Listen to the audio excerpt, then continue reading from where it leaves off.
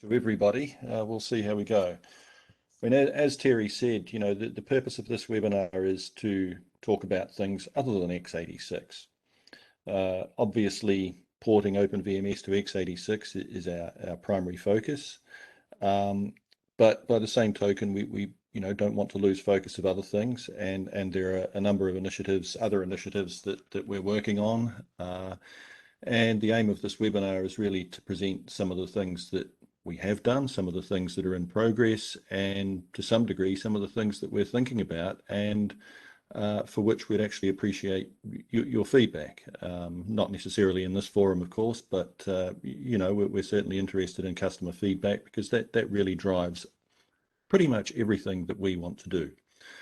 So the agenda for the talk is fairly simple, as displayed here. We're just going to firstly run through some recent product updates. I'm not going to go through everything, just kind of pick out some highlights.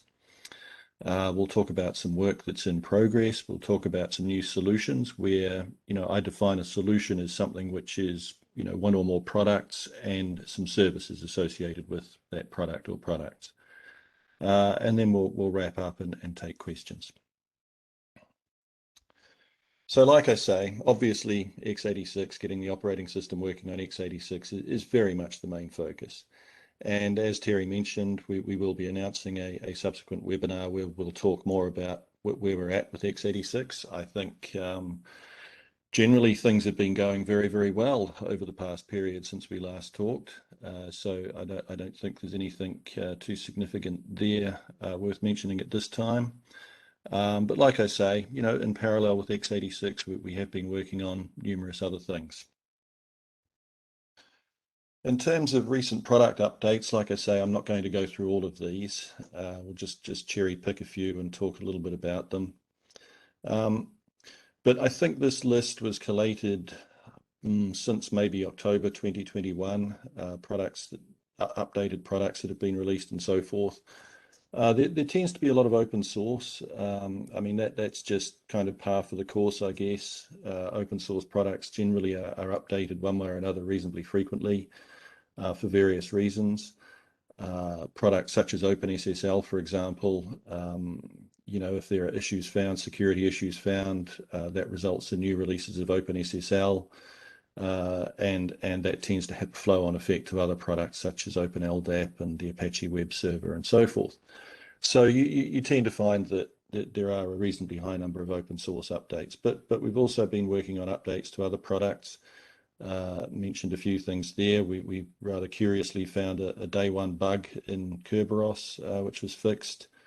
There have been updates to other products that we provide, such as the IDE. We've made some significant enhancements to some of the products, such as TPware for ACMS integration and to the Web Services Integration Toolkit. So we'll just take a brief look at some of those. So SQL Relay is something I've talked about in the past. It's a rather neat piece of open source software that allows you to interact in a generic fashion. It has a fairly generic API. I suppose you could kind of relate it to ODBC, but the API is not particularly like ODBC. But it has a generic client API that allows you to interact with multiple data sources. Oracle, Sybase, SQL Server, Infomix, various others. I think I list them on a subsequent slide. But as we know, back in late 2020, Oracle announced that they were discontinuing the Oracle DBMS. So not RDB, just to be clear about that, not RDB, but Oracle DBMS. They were discontinuing support for Oracle DBMS on VMS, with that support ending 31st of December 2020. So, there are a good number of OpenVMS users that use the Oracle DBMS database either on VMS or, as we discovered, talking with customers, mostly on other platforms. So maybe running the database on HPUX or Solaris or something like that. So SQL Relay provides a mechanism to replace the Oracle client in those sorts of situations. So we ported SQL Relay to OpenVMS Alpha and Integrity, and subsequently we'll port it to x86, of course. But this slide really just illustrates essentially the changes that are involved from an OpenVMS perspective if you switch to SQL Relay. Traditional application, you've got your application code using the Oracle Client API. It communicates with the Oracle listener interface and onwards to the database. I mean, this is very much a simplification, obviously. If you move to SQL Relay, then you're essentially introducing an additional process, this SQL Relay server process. So in theory, if we do everything else right, you have to make very few changes to your application code. It's just kind of a recompile and link. Now, in order to facilitate that's necessitated us developing the equivalent of the Oracle embedded SQL preprocessor tools, which we have done. I'll talk about that a little bit on the next slide. So this is a very viable solution for replacing the Oracle client on OpenVMS, or indeed if you want to talk to another database. So this slide here down the bottom, the last point, I've listed the different databases that SQL Relay can be used with. So as I say, it's not just Oracle. You can use it with DB2 and MySQL. There's generic ODBC interface and so forth. All of these things work well and have been tested from VMS, tested connectivity to these data sources. When working with Oracle, there are some limitations. As I say, we can replace the Oracle Client API with the SQL Relay API, but you can't use this approach if your application code, for example, uses Oracle OCI routines. That's the underlying API that's used for interfacing to Oracle. You would have more work to do, so some manual coding would be required. And there's also no tools like SQL Loader. So if, for example, you're using SQL Loader to do very efficient loads of data into your Oracle database, you might need to find an alternative solution for that sort of thing. So what have we done with SQL Relay? Well, obviously, as I say, we ported it to VMS, Alpha, and Integrity, and subsequently we'll do x86. We've created what I call an Open VMS friendly wrapper API. So that makes it easier to use SQL Relay from languages other than C and C++. You can easily use it from COBOL or Pascal or Fortran or whatever you like. As I mentioned, we're working on an embedded SQL preprocessor, which will be the equivalent of the Oracle embedded SQL preprocessor tools. Our focus to date has been very much on C and COBOL. This will be followed up by Fortran. I mean, that ordering is really driven by, well, mostly by the frequency of occurrence of the language in question. Most of the customers that we've talked to tend to have COBOL or C.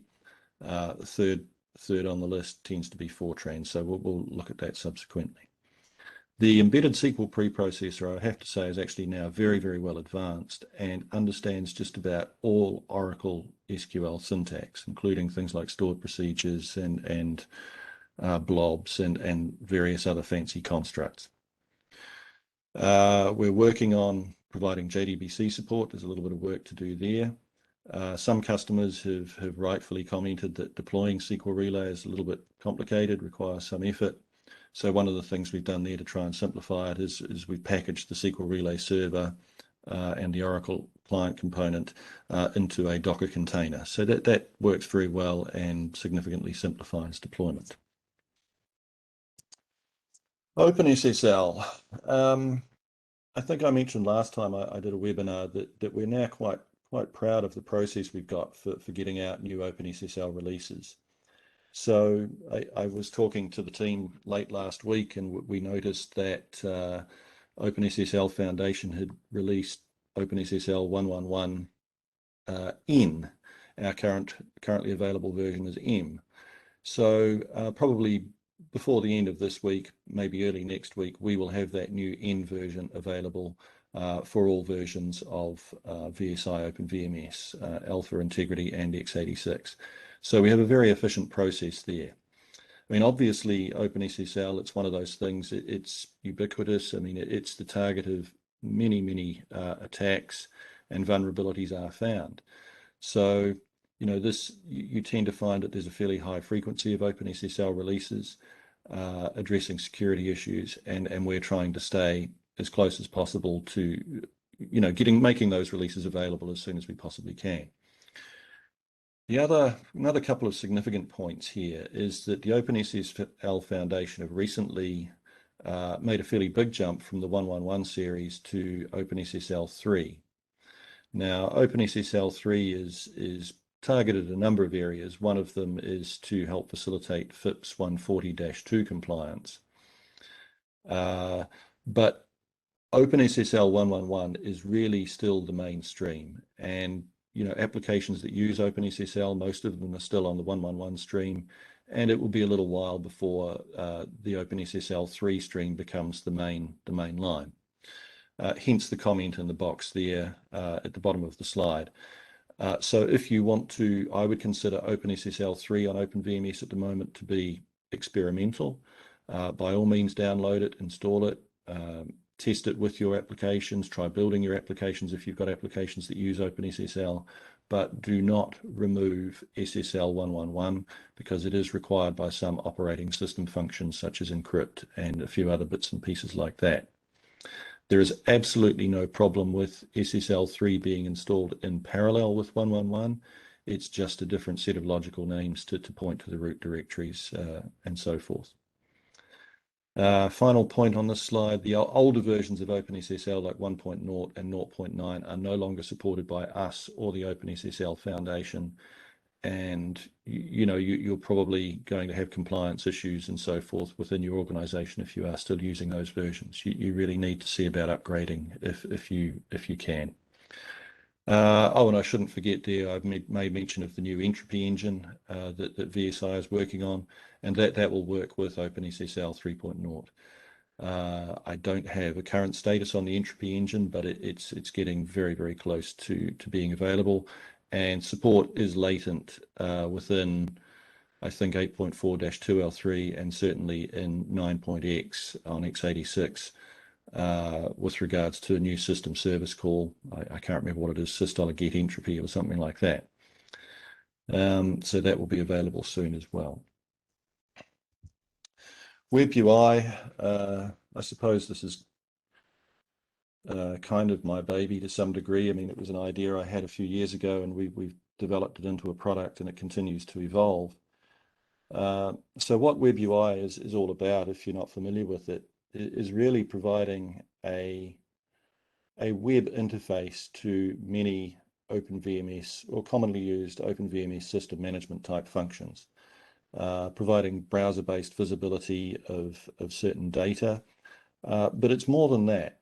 So what it actually provides is a REST API. I mean, a REST API, I won't go into the gory details about what REST is, but essentially it's just HTTP requests in a certain format. So essentially WebUI provides at the back end a REST API, and the web browser-based interface is just one client for that REST API. You can write your own tools that hook into that API. You can write your own tools in Python or whatever language you like to plug into all of the functionality that is available within the WebUI tool. Recent updates include extended file cache metrics. You can have a look at the metrics for different devices and so forth. Logical names, system logicals, management of system logicals. And we've also included a very simple little terminal interface that works via WebSockets. So it's maybe a little bit difficult to see on this slide, but essentially you can fire up this little terminal interface, and you can, from within the web browser, you can log into your OpenVMS system and do functions that are beyond the scope of the WebUI user interface itself. Possibly you just need to get in there and type a command or two and log out again, and that's it. What I would say is the terminal interface, it's quite nice. It works very well. Does it faithfully, emulate absolutely everything that you require on VMS? No, not at the moment, but we will continue to evolve it. But it's more than usable. It's really very, very nice. Okay, and I think the other diagram there is just trying to illustrate the screen around logical names. ACMS integration. So this is a product that we've enhanced. So this is the old TPware product that HP had available many years ago that provides remote connectivity from, say, a desktop from your Windows environment into your ACMS applications if you're running an ACMS application. And a while ago, primarily for one customer, originally at least, we resurrected TPware. But we've subsequently made quite some number of enhancements to it. Like I said in the second bullet point there, it's much like the old ACMS desktop connector, only better. Smiley face, and it is. We've added quite a lot of functionality here. We've included SSL support, so all the network traffic between the client and the backend ACMS application can be encrypted. We've included some powerful code generation facilities. So if you're familiar with ACMS, one of the things you can do is you can generate a thing called an STDL file, which defines the interface, defines all the workspaces and tasks in your ACMS application. Based on that STDL file, we can actually generate the client interface pretty much 100% for you. I think there may be one or two exotic data types that aren't handled, but for the most part, it will be 100% generate that interface. And you can then include those calls. They look like remote procedure calls in your client applications. And with regards to client applications, the old TPware really only supported C or C++. There was some support for C#, but we've added support for Java and Python. We've also enhanced the C# support and so forth. One comment I've made in the little yellow box down the bottom there, we're also looking at resurrecting the ACMS remote management interface. So if any of you are interested in that, I mean, please let me know. We just kind of need to understand whether there's a genuine requirement there before we go too far with the work. WSIT. So WSIT is a little piece of middleware. I mean, the name kind of belies really what it is. I mean, WSIT stands for Web Services Integration Toolkit, but WSIT itself really has nothing to do with web services. It's essentially an API level integration technology. And it was originally targeted at facilitating integration of Java applications with your 3GL code, COBOL, Fortran, C, whatever, or with your ACMS applications. Now, one of the limitations of WSIT was that both the client and the server component needed to reside on OpenVMS, which is a little bit of a limitation.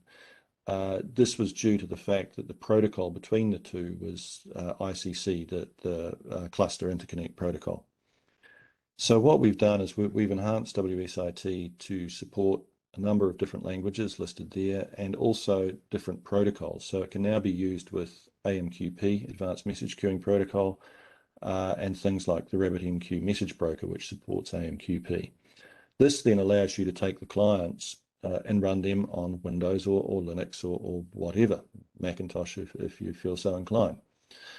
So this provides a way of using the powerful features of WSIT in new and interesting ways with different languages and different protocols. The great thing about WSIT really has been that code generation. It understands OpenVMS data types, it understands different parsing mechanisms, parsing by descriptor and things like that.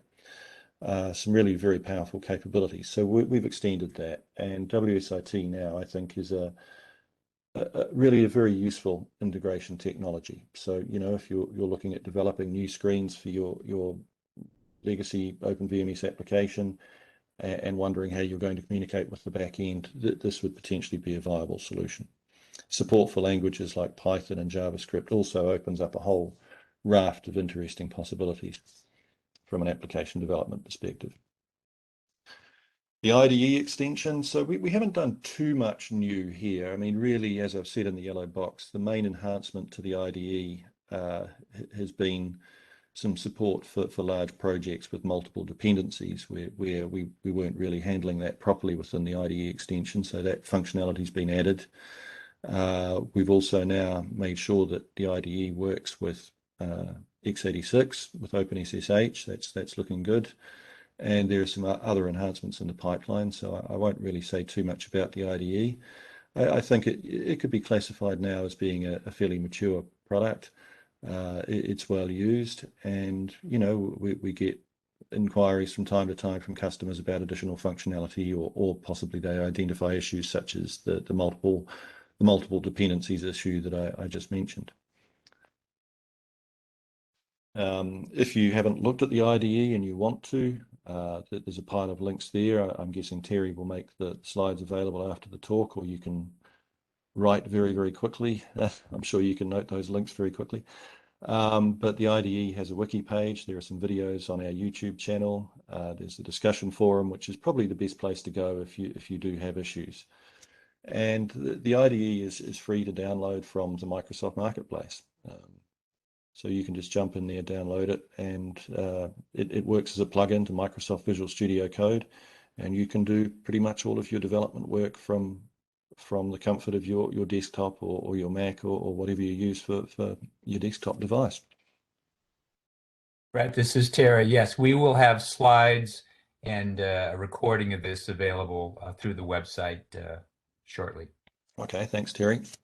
So in progress. So these are projects that not necessarily been released yet. They're things that we're working on and we will release in due course. I'll just look at some of these things. So some of these are kind of interesting and hopefully will pique the interest of a number of listeners here. Well, we've obviously released PerfDAT, but we're making some in-progress enhancements to PerfDAT. So first up, I'll just talk briefly about a product that we're developing called VDD, which I've described here as a partial replacement for Oracle CDD. Now, this has kind of always been an issue going back as far as 1994 when Digital sold RDB and associated products to Oracle, that it left a fairly frustrating at times dependency around CDD, where our compilers can use CDD to pull in record definitions. You can't do ACMS development without CDD, right? And we do have customers that use ACMS in production without RDB. They have it talking to another database platform, for example. So those customers still, however, require CDD and RDB in order to develop their ACMS applications. It's kind of a slightly crazy situation.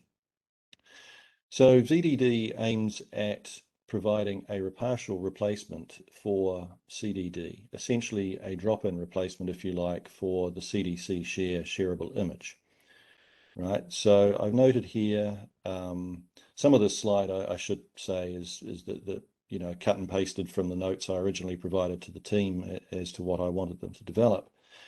But couple of points there. So firstly, no dependencies on third-party software, right? This is just you don't need anything else. It's just VDD from us, essentially. But I made the point to the team that it doesn't need to do everything that CDD does. I mean, I probably will find out that I'm completely wrong here, and there will be some users out there that do strange things that I hadn't appreciated that they did with CDD, but we'll deal with that if necessary.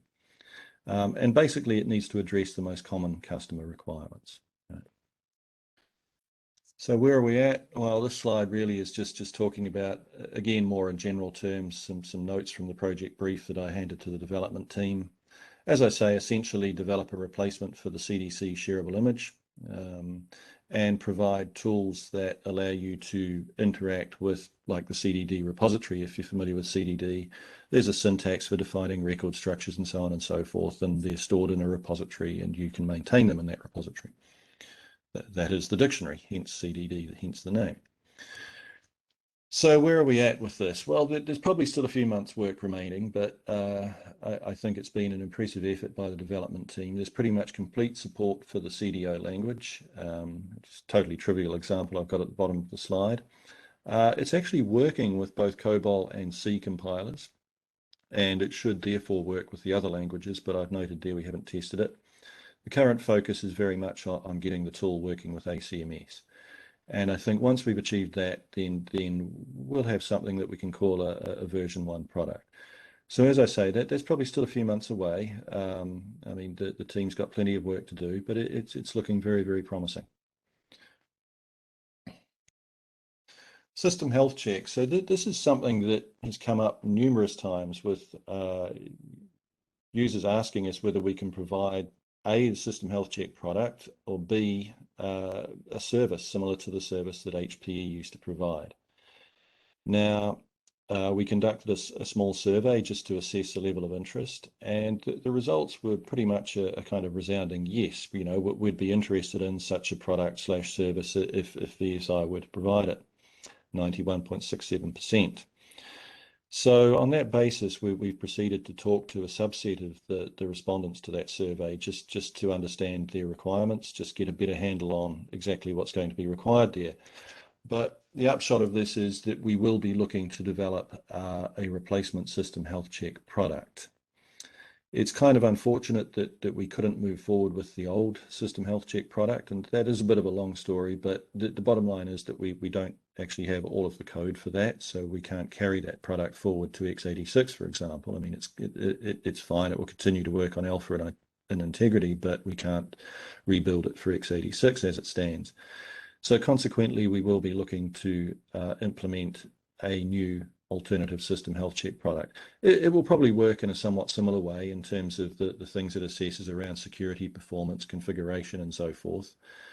But it will be modernized. Many of the rules that were supported by the old system health check product make no sense with more modern hardware, and so we'll do away with those. Customer discussions we've had to date, it sort of seem to be torn between whether, configuration, performance, or security are their main concern. We'll be addressing all three of those areas. But like I've said on the last point on this slide, please feel free to provide us with any feedback, any thoughts you may have around how you might want that product to look, what you might want it to do, and so forth.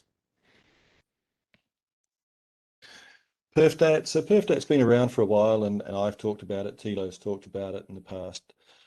So I won't dwell too much on PerfDAT, but really I would say that it's pretty much our go-forward solution around performance monitoring and so forth on OpenVMS. I mean, obviously we are not going to get rid of T4. I mean, T4 is used by so many people and provides good results.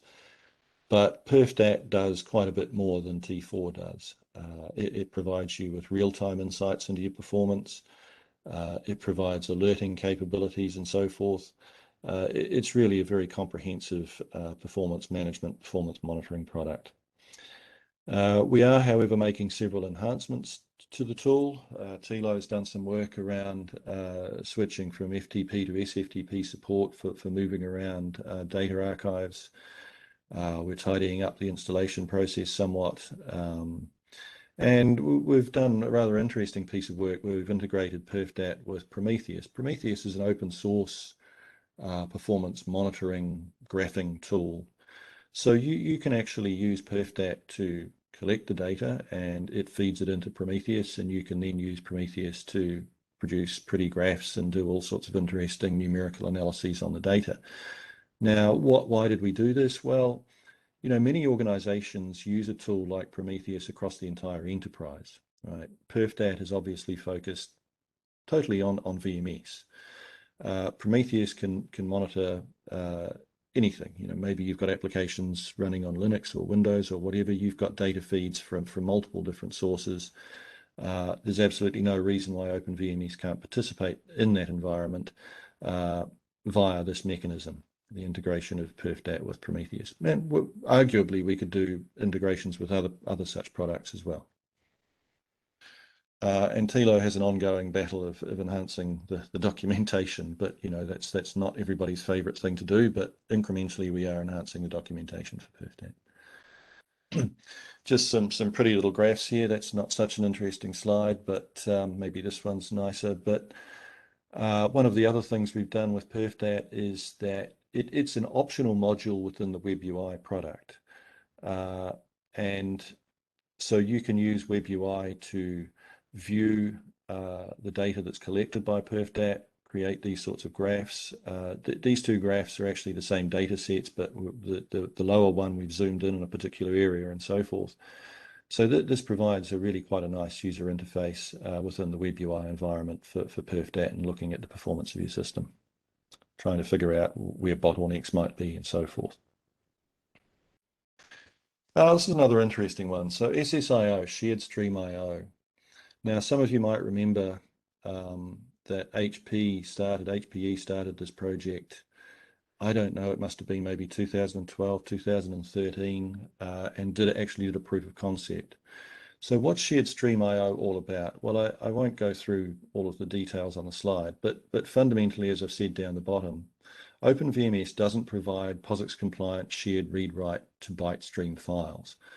So what this means is quite often when we or you port some piece of open source code from, say, Linux to OpenVMS, you need to implement a whole pile of workarounds in order to get things to work properly, which you wouldn't have to do if you had shared stream IO available to you.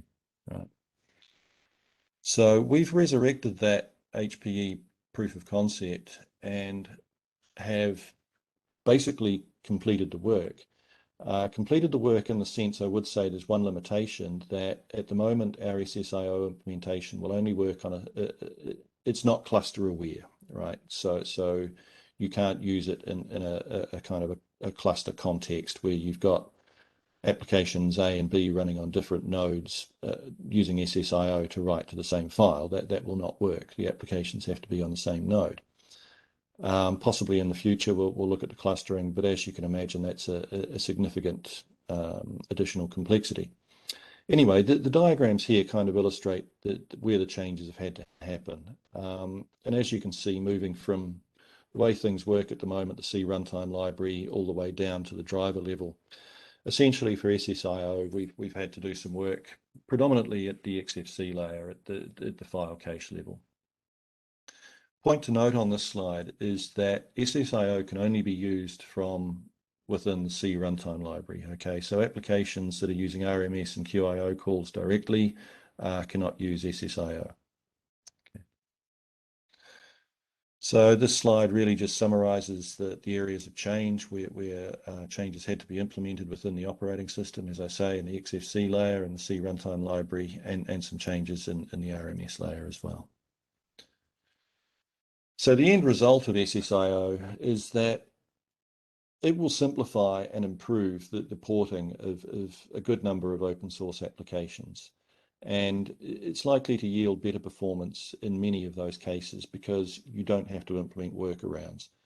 So just some of the applications that this will impact or improve: Java, Samba, the Apache Web Server, where there's some fairly significant pieces of code have been added to the Apache Web Server on OpenVMS for shared file logging. There's a lot of code added that with SSIO is no longer necessary. The status of SSIO at the moment, it's in a limited field test. We've given it to a few people to try. It's somewhat technical to get going at the moment in its current state. But if you are interested in trying it, please let me know, and we'll see what we can do. It will eventually find its way into 8.4-2L3. It won't be in 9.2, that's purely a timing issue, but we expect to include it in 9.2-1. VMS Spi. So this is an interesting one that came up actually a few weeks ago, and I thought I'd include it here because it may be of relevance to a few of the audience. So VMS Spi is essentially the HP OpenView Smart plugin for OpenVMS. Now, obviously we at VSI don't support OpenView, and OpenView generally isn't really supported on VSI OpenVMS full stop. But what we've managed to do is take the code for VMS Spi and decouple it from OpenView. That actually isn't too hard. There's really only about 3 or 4 calls within that SPI code that hook into OpenView for the sending of messages and so forth. So it's possible to actually decouple it from OpenView and modify that interface to, instead of publishing messages into OpenView, to publish messages into whatever you might be using within your organization. And we've had a number of inquiries with customers wanting to interface between OpenVMS and Splunk, Dynatrace, various other such applications. So what this means is essentially, if you are or were an OpenView user, and if you are or were a user of the SPI plugin, and you're now maybe looking at moving to an alternative solution for monitoring what's going on across the enterprise, maybe looking at using Splunk, we can potentially reuse that SPI code, reuse the product, but we're just sending the messages somewhere else. Okay. And if I didn't have this webinar this week, we'd probably just about have a working product by now. So probably within the next 2 to 3 weeks, we'll actually have something that's demonstrable. And it won't be too far away, I think, before we'll actually have something available. So if you're currently a VMS Spi user and wondering what to do with it, and you're very happy with your current configuration and it collects exactly the data you want and all the alerts are finely tuned and everything is just the way, just perfect, we might be able to do something for you and you know, some good reuse here. So just a few other things on kind of in progress. I think I've talked about OpenSSH in the past. So fairly soon we'll be having our new TCP/IP stack. And in that TCP/IP stack, we're replacing the old SSH components with OpenSSH. OpenSSH is working very, very well. This will be deployed across Alpha Integrity and x86. And also, as I've said there, we will likely provide support for OpenVMS 8.4 as well as for the VSI OpenVMS versions. Right, now this is a good thing because obviously SSH on OpenVMS 8.4 is very old. It's not being updated or enhanced. There may be some fairly significant security issues. Possibly there are compliance issues within your organization. OpenSSH works in conjunction with the latest versions of OpenSSL. So you're far more up to date. You're likely to be far more compliant with your organization standards around security and so forth. So that's looking very, very good.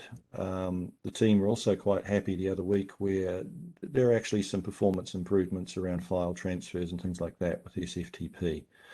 I don't want to say too much because obviously there's, you know, a range of different possibilities there in terms of how these things can be used, but generally speaking, we're feeling very happy about OpenSSH. There will be an OpenJDK update fairly soon. It's currently being tested.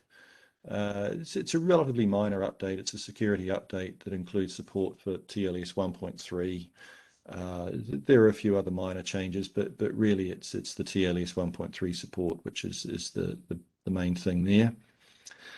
In terms of the future of OpenJDK, we're currently looking at OpenJDK 8 on integrity.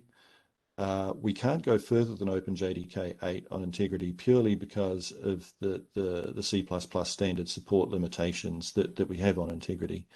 However, those limitations will go away once we have native C++ on x86. It will be possible for us to port much later versions of OpenJDK, and that's what we'll do. But probably the initial version of OpenJDK on x86 will be the same as what we've got on integrity now. And we will then look to move forward with newer versions. Just one or two other things. We are working on a new version of the Apache Web Server. I've got listed there 2.4.51, but I've just heard that there's now a 5.3 available. So we'll assess, you know, whether we can fairly quickly switch from 5.1 to 5.3. Much like I mentioned with OpenSSL, we now have a very efficient process around the Apache Web Server as well. So if the Apache organization releases a new version, we can fairly quickly get that ported across to VMS. We're also looking though with Apache to see whether we can, with reference to SSIO and things like that and enhancements to the C runtime library in general, there may be ways that we can actually get rid of some of the very VMS specific changes that were made to Apache when it was originally ported many, many years ago. Some of these changes at least are no longer required thanks to enhancements to the C runtime library. So we'll be looking to try and simplify that and tidy things up a little bit going forward. OpenLDAP, expect to see a new version of that, 2.6.1 very soon. Just keep in mind there that there are some API changes, so there's not necessarily total backward compatibility with earlier versions. Off the back of that, there will be an updated ACME LDAP as well. Also working on a new version of PHP. That's pretty much ready. It will be available for integrity and x86. Just need to complete testing. There's a fairly comprehensive set of tests there that need to be run through. So new solutions. Okay. So just several things here that these are things that we're kind of, as I say, a solution really is like a product plus a service. So these are things that we're working on where we really need to work with customers, I think, to kind of finalize the shape of the product to some degree, but we also need to, there are also things that if a customer is interested in these solutions, where we won't just sell you a product, we will look to sell you a product and a service to help you make the most of that product. Okay, so we'll just quickly go through some of these. So change data capture. So this is a little solution that we've been working on that provides the ability to intercept changes to RMS records and to publish those changes to somewhere else. Okay, you may want to do this. Possibly your CTO is using fancy words like event-driven architecture, EDA. So, you know, as events occur within your organization, as a change occurs within a file, possibly something else within your organization needs to know that that change has occurred, needs to see the data. Possibly you need to populate data warehouses as changes occur. Single source of truth, this might be something like using Kafka or a product like that to as a single source of truth for all the changes that have occurred to a data file or whatever. Or possibly you could use change data capture in the context of a data migration activity where you don't want any downtime. So I've kind of illustrated the solution in that diagram, and I'll talk a little bit more about it on the next slide. But essentially, you just link your application code that's making RMS calls. You link that with a shareable image. There's a configuration file which describes the files you're interested in and the operations you're interested in. Maybe you're only interested in writes, you're not interested in updates or something like that. I don't know. The CDC shareable image then asynchronously publishes those changes to the thing I've called the CDC Consumer. And from there, the data can be pumped out to the world to one of the data sources I've listed there, or you can write your own consumer. There's a fairly simple API to do that. Just in the yellow box there, before I forget, I made a note that some interesting performance figures here. I just, one test I was doing a little while back, we had something like 15,000 messages per second, quite easily sustainable. Publishing out to RabbitMQ, that worked fairly well.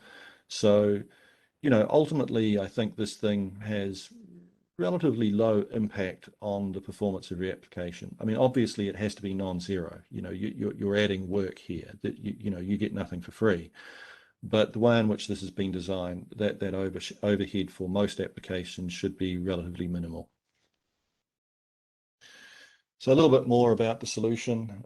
As I said, there's the CDC shareable image, which I've called the CDC API here, which links with your application. There's no code changes required. And it's fairly lightweight, simple configuration.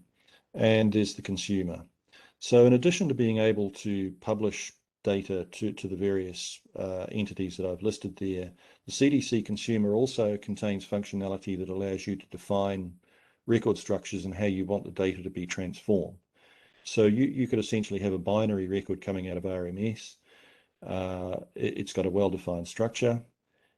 You define to CDC what that structure looks like, and CDC has the ability to transform it into a piece of JSON or XML or a CSV file type thing before it publishes it on to the consumer, be it to RabbitMQ or Kafka or whatever. So I've described the current status of this solution as an advanced prototype. It's a very advanced prototype, but we really need to work with customers to identify any functional gaps and operational issues. It's the sort of thing really where we could, you know, disappear for 12 or 18 months and add all sorts of features that no one ever wanted. So much better all round if we can work with customers on this. Splunk interface. I mentioned Splunk before in the context of the VMS Spi thing, but this is a solution we have that allows you to send essentially any messages that the audit server picks up. I mean, that's kind of the superset, error log messages, intrusions, OPCOM messages, whatever, to basically publish those events into Splunk. So we have, as I say, quite a number of customers that have contacted us and asked about this. So we thought, well, look, you know, let's have a look at whether we can do something here. And so we have. We've developed a solution that facilitates exactly that, publishing events into Splunk. There's a few more. This is a working prototype, but there are a few features that we probably will add around filtering and control of the message content. Possibly you don't want every audit message going into, if somebody changes, if the system manager changes somebody's process quota or something like that, maybe you don't want that to go into Splunk. So we do need to build in some kind of filtering so you can control that sort of behavior. Just another diagram there, but whilst this solution is designed to work with Splunk, it would be equally possible to do exactly the same sort of thing with other similar such products, Elasticsearch, Datadog, Dynatrace. They all do largely the same thing and they all work in largely the same way. So for us to take this solution and customize it for your environment, if you're using Elasticsearch, for example, it's not going to be a major exercise. Web forms. Now, this is an interesting project. So this is actually a little project that we started a while ago to investigate doing the semi-automated conversion of DEC forms code into web. So this is React JavaScript framework. So essentially, this can take, if you've got DEC forms, this can take your IFDL code, that's the language you use for DEC forms, and convert that into a web interface. Okay. So as I've said here, this will be provided very much as a solution, product plus services. And, we would need to work with you on this. It's not like, we give you the conversion tool and say, here you go. This is something where we would need to work collaboratively with you in a project context to actually convert your DEC forms into the web-based user interface. And as I've said there, pricing would be based around scale and complexity of the conversion, things like that. And the resultant output, the converted code, that can be modified and maintained going forward. There's still some work to do on the solution, but generally speaking, it's looking pretty good. I mean, the main things that need to be tidied up are the layout manager, as you can see in the example, the screenshots I put there, that the layout's not exactly per the old DEC form screen. That's kind of a mathematical problem, to be perfectly honest. It's not a technical problem, it's a mathematical problem. And session management, we need to make some improvements there as well. Because obviously, the traditional way in which DEC forms works is you log into the VMS system and you start your session. So these are all separate sessions. So we can't do kind of a traditional client server where the server supports multiple clients. It needs to be a one-for-one scenario. So we've just got some tidying up that needs to be done there. But in general terms, the conversion process is working very, very well. And the output is customizable. You can specify your own templates and style sheets to kind of skin the web pages to make it look the way you want for your organization and so forth. Nice little solution. Finally, just a few words about service control. So this is a product that we got at the same time from HP as when we acquired PerfDAT, but we really haven't done terribly much with it to date, but we're ramping up on that now. So what's the purpose of service control? Just very briefly, the idea of service control is to make non-cluster aware applications more highly available, right? So you can define all of the dependencies for your application. I think I talk a little bit more about this on the next slide. And if there's an issue with one of those dependencies, maybe your application depends on a particular network interface. If there's a fault on that interface or whatever, then service control, assuming it's configured correctly, can transition that service across to another cluster node and so forth. Okay. Where we're at the moment with service control, we've rebranded it. We've rebranded the graphical user interface. We've also started work on a new graphical user interface. The existing GUI was written in VB6, which is problematical. Well, firstly, it's problematical to support going forward. I mean, Microsoft don't really do anything with VB6 anymore, but also the old VB6 GUI had some issues with Windows 10 or later desktop versions. So we have started work on a new GUI, and that's actually not too far away. Just a little bit more about service control, and then we'll wrap up.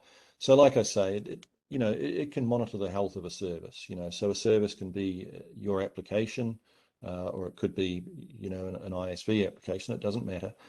So it can monitor the health of the application plus all its required hardware and software resources. So if there's an issue with a disk that the application depends on and so forth, you can configure all of this up within service control, and service control can transition the service to another cluster node in the event of a problem, or you can manually switch over to another cluster node if maybe you want to do maintenance on the primary node or something like that.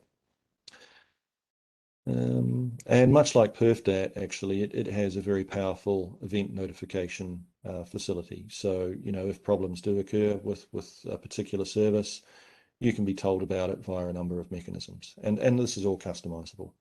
So very nice product and extensible in various ways to fit into your environment.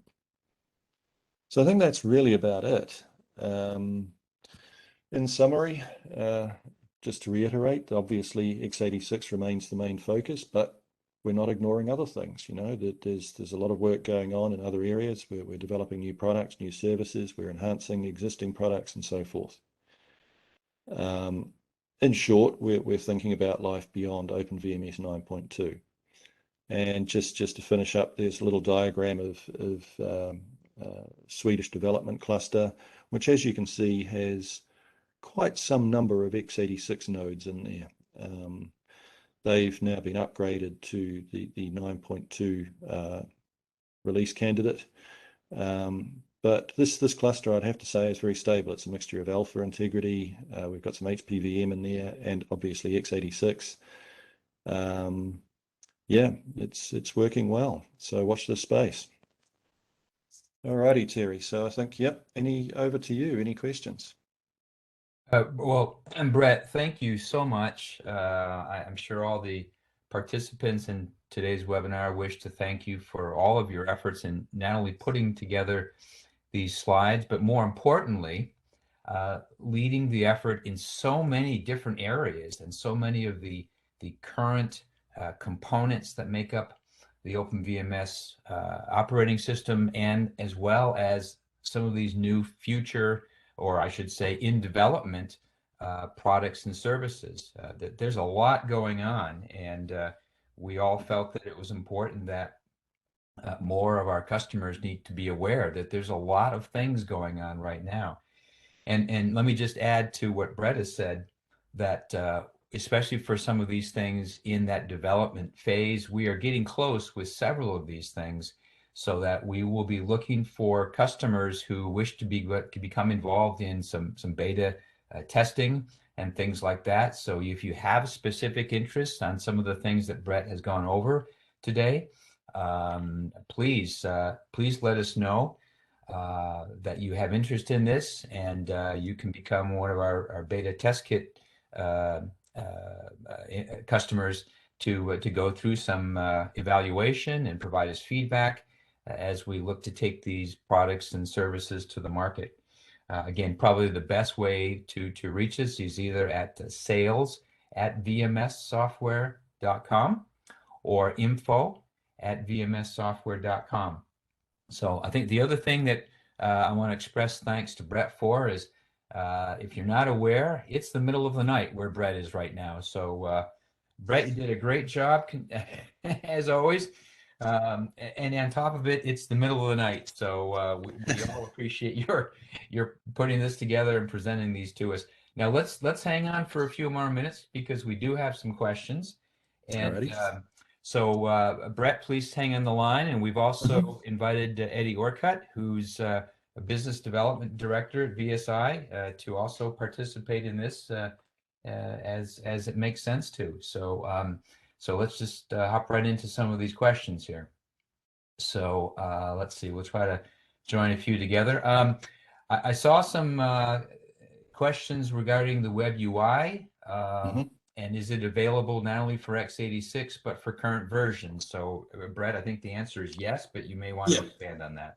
Yeah, so WebUI has always been available for integrity, and we have ported it to x86 as well. I'm not 100% sure. I think we have released it for x86, but most definitely it's there for integrity. Yeah. Okay, great. Let's see. Here's a question from Rudy about CDC for RMS, asking, isn't that product from Attunity? It no. It provides similar functionality would be the answer to that one, Terry. So, and it's possibly fair to say that the development of that particular solution by VSI was precipitated to some degree, at least, by the fact that Attunity Click have pulled support for VMS. Yeah. Right. Here's a couple of questions from Ian. Let's tie them together here. How does TDC relate to PerfDAT, and also what is the link between PerfDAT or T4 in terms of Elasticsearch? Okay. He's indicating that would be of real interest to put PerfDAT and T4 together. Right. So PerfDAT can actually consume or ingest, however you want to phrase it, T4 data files, right? So you can actually today use PerfDAT with T4. So that's the first point I would note there. Now, I will just qualify that statement because I am aware of the fact that, that there are multiple T4 data file formats. So it is possible that there are some gaps in the functionality there, but in theory, PerfDAT has the ability to ingest T4 data files. There's possibly some more work that we need to do there, though, just pointing that out. In terms of TDC, the plan at the moment, Ian, is we've kind of parked TDC. There were a very, very small number of people that were using TDC. It's no particular issue for us, obviously, to continue with TDC, but fundamentally, we don't want to kind of have multiple solutions that do largely the same thing. We need to focus on one essentially, which is PerfDAT. But I mean, T4 is always going to be there. If there's demand for TDC, then there's obviously no particular issue continuing it, but our focus, as I say, is really around PerfDAT. Stephen has a question regarding OpenSSL. Does VSI upstream any of the changes they make to OpenSSL? And then second question about the overall upstream policy for open source products. Right. Yeah, good question. So we actually have I would say a fairly close relationship with the OpenSSL Foundation. So yes, if we find anything, fundamentally that needs to be upstreamed, that will happen. The OpenSSL Foundation, they actually do some work on OpenVMS themselves, so that there's no particular issue there whatsoever. In terms of upstreaming around open source products in general, it's an interesting discussion. The problem that we've had in the past with a lot of this is that in many cases the level of change that we need to make on OpenVMS is such that the maintainers just throw their hands up in horror and kind of don't want to accept that level of change. And that's kind of quite understandable. But what we're kind of hoping, and I alluded to it, I suppose, a little bit when talking about SSIO, is that things like SSIO will minimize the amount, will reduce the amount of change that we have to make to some products. And that will therefore make it easier. That sort of thing, coupled with enhancements to the C runtime library and so forth, will make it easier for the maintainers of some of these products to accept our changes.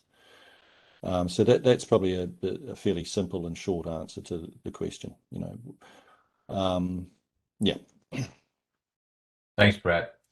From Helen, now, there are other database types besides Oracle RDB that will be available on both Integrity and x86, i.e. such as MariaDB. Right. So obviously we can't comment on other commercial products. You need to talk to the respective vendors, be it MEMA, Oracle, or whoever, with regards to their products. But as far as things like MariaDB go, yeah, for sure. And also, just to point out, as part of the SSIO work, as a test candidate, we have a port of the Postgres database. So this is Postgres running natively on OpenVMS. Now, at the moment, I would say, the performance isn't great. I mean, it was largely a test case to validate the performance or operation of SSIO. But we have an existing version of MariaDB that can certainly be taken across to x86, depending on whether we invest more time and effort into Postgres natively on OpenVMS. That too could go across to x86. Yeah, for sure. From Brenda, it's great to see the enhancement for existing users of OpenVMS. When might there be a webinar about initiatives to expand the customer base, i.e., whoops, I lost my page, i.e., Atom Box, Edge Computing, ARM port, etc. Let me comment on that one first, and then Brett or Eddie, if you want to chime in.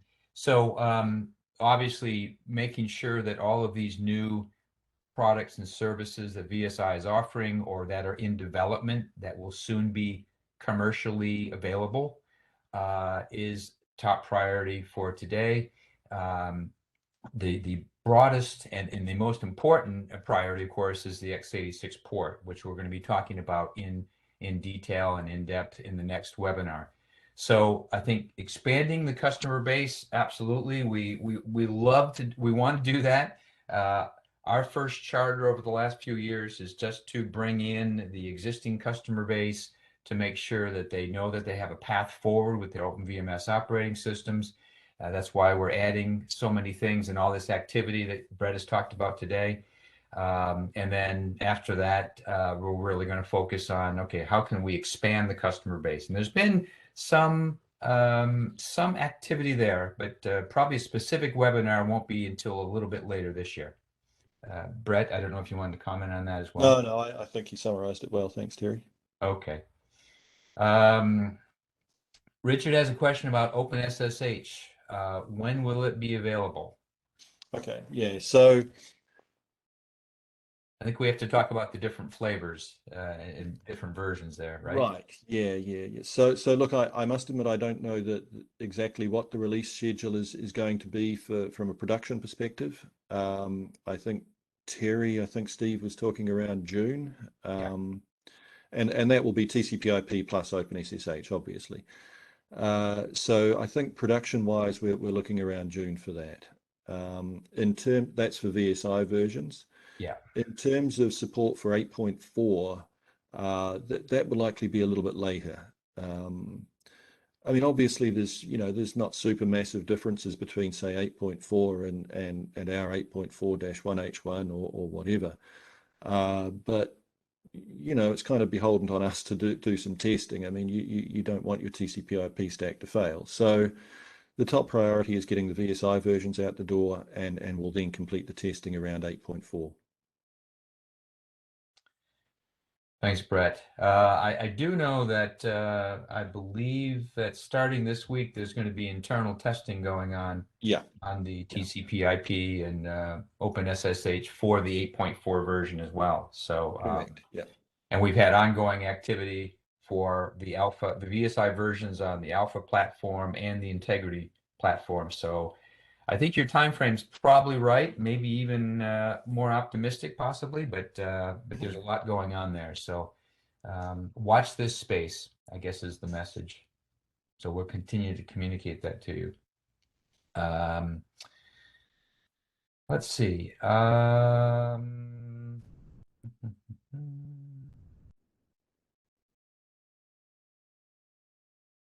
So John has a question, comment specific to service control, OSC, suggesting that it should be free, a non-chargeable item.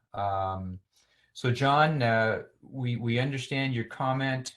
In some of these cases, we are looking to bundle different products together or products and services. And in some cases, there may be additional enhancements to some of our support packages, which would add value to the entire support package. So the commercial aspect of that is still being weighed, but appreciate your comment. Thank you. Bob has a question. Could there be a standalone OpenSSH kit comparable to the older TCP/IP? Yeah. So OpenSSH is actually going to be provided as a separate PCSI kit. So, you know, hypothetically, you could actually have the old TCP/IP stack installed and install OpenSSH and disable the legacy SSH related services. Yes. So it can be provided, well, it will be shipped as a separate PCSI kit. There are a number of reasons for that. I mean, one of the reasons that I kind of alluded to is that, you know, obviously security related area around SSH with OpenSSL, there's a reasonable level of volatility. We don't want to be releasing new versions of the entire TCP/IP stack every time that there's some security fix in SSH or something like that. So OpenSSH will be provided as a standalone entity. Yeah. Brett, and I'm not sure if you mentioned this or not, but there's a question about the time frame for x86 MariaDB. Oh, no. It's not actually something we've looked at the moment. MariaDB is mostly written in C++, and you know, as the audience is probably aware, you know, we need to complete work on the native C++ compiler before we can do too much there. I know, to that point, I know I was chatting with our VP of Engineering, Steve Nelson, recently, and he did indicate there's been some good progress made on the C++ compiler, but I'm not sure exactly what that means. Again, that's more reason to look to attend the next webinar because we're going to go in depth on some of these things. Agreed, but yes, there has been excellent progress made on C++ theory. Yeah. Let's see, there's a question here from Christian. Any news on x86 for the hobbyist program? Christian, you know, the plans are to have a version for the hobbyist program, but it is, as you can imagine, not on top of the priority list. Something that's available to current commercial customers will always take priority. Let's see, question from Bill. Will the VMS RMS database continue to be supported on x86? Oh, yes. Yeah. If so, will it be possible to increase the current RMS record size from 32K to higher? That has not been investigated. I mean, fundamentally, this kind of comes back to, I guess, to one of your comments earlier, Terry. I mean, obviously the focus is to get the operating system working on x86, and we can then look to move forward with various enhancements. That particular enhancement around increasing RMS record size, I don't think that one's on the table at the moment, unfortunately, but you know, we'll add it to the list. Question from Nico, UP2 support / progress? Okay, so this is referring to the Atom project, Terry. Yep. I don't think there's any particular update there from what would have been discussed previously, to be honest. Yeah, I would agree with that. Yeah. Okay. Question about the presentation. Yes, for Fernando and anyone, yes, again, this presentation as well as the recording will be available on our website. Usually takes a couple of days to get it up and running. Does the WebUI interface or the Visual Studio interface work with OpenVMS 8.3 or only 8.4 and so on? The IDE, so the Visual Studio interface. Now, I first of all, I'll just comment that you know you're entering the realms in 8.3 or 8.4. You're entering a realm where obviously VSI will not support it. But in theory, as far as the IDE is concerned, all you need is an SSH connection, right? So if you've got an open VMS system running 8.3 and you can establish an SSH connection with that server, then in theory, the IDE extension should work. Okay, so that's with regards to the IDE. With regards to WebUI, again, I would suspect that there would be binary compatibility with 8.3, but it's pushing it. And again, it's not something that we would currently support. If it's something that you're interested in, then please get in touch with us and we can see what we can do. But I suspect there are one or two functions within WebUI that may fail there. Thanks, Brett. A question from Peter. What is Splunk interface availability/release? Will new CSWS be updated to account to run under multiple accounts? Right. So in terms of the Splunk one, so that was, I put that in the solution category, so product plus service. I think that the best way to proceed there is, we have something that works. There's absolutely no question there, and it works very, very well. If you're interested in that, I would suggest just get in touch with us and we can discuss further. So, either get in touch with Terry via the email address you mentioned. What would be the best one there, Terry? Sales or pro@vmssoftware.com? Probably sales@vmssoftware.com or info, info @vmssoftware.com. Mm-hmm. As far as CSWS is concerned, that's not a feature that we've investigated in any depth to date, so I can't really say too much about that at the moment. But like I say, we are looking at